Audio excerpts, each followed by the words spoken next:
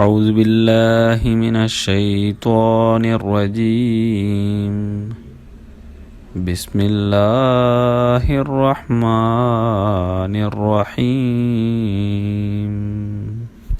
ஹதரத் அக்தஸ் மசீஹே மௌத் அலைஹிஸ்ஸலாத்து வஸ்ஸலாம் அவர்கள் துஆவுடைய மகிமையை பற்றியும் அதனுடைய முக்கியத்துவத்தை பற்றியும் கூறும்போது ஒரு இடத்தில் கூறுகின்றார்கள், துஆ செய்வதில் ஒருபோதும் சோர்வடையாமல் உங்கள் ஆன்மா துஆவில் உருகி உங்கள் கண்கள் கண்ணீர் வடித்து அதனால் உங்கள் உள்ளத்தில் ஒரு நெருப்பு உண்டாகி உங்களை தனிமை இன்பத்தின் அடைய செய்வதற்காக இருள் சூழ்ந்த குடிசைகளுக்கும் மனித நடமாற்றம் அற்ற காடுகளுக்கும் எடுத்து சென்று உங்களை அமைதியற்ற பைத்தியக்காரனை போல்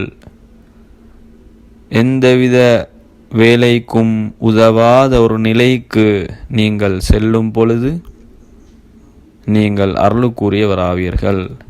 ஏனெனில் இறுதியில் உங்களின் மீது அருள் செய்யப்படும்.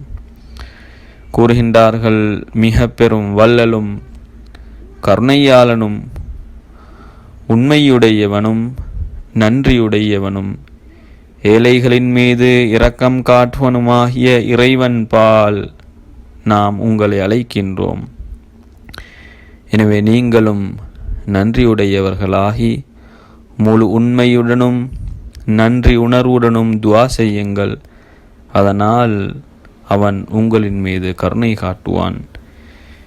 இவ்வுலகின் கூச்சல் குழப்பங்களிலிருந்து விலகியிருங்கள். சுயநல சண்டைகளுக்கு மார்க்கத்தை பலியாக்காதீர்கள். இறைவனுக்காக தோல்வியை ஏற்றுக்கொள்ளுங்கள். அதனால் பெரும் பெரும் வெற்றிகளுக்கு நீங்கள் வாரிசாக்கப்படுவீர்கள். துஆ செய்பவர்களுக்கு இறைவன் அற்புதங்களை காட்டுவான். அவனிடம் கேட்பவர்களுக்கு தனிச்சிறப்புள்ள அருள் வழங்கப்படும். துஆ இறைவனிடமிருந்து வருகின்றது, மேலும் அவனிடமே திரும்பி செல்கின்றது. உங்கள் உயிர் உங்களுக்கு மிக நெருங்கி இருப்பதை போல் இறைவன் துஆவின் மூலம் நெருங்கி விடுவான்.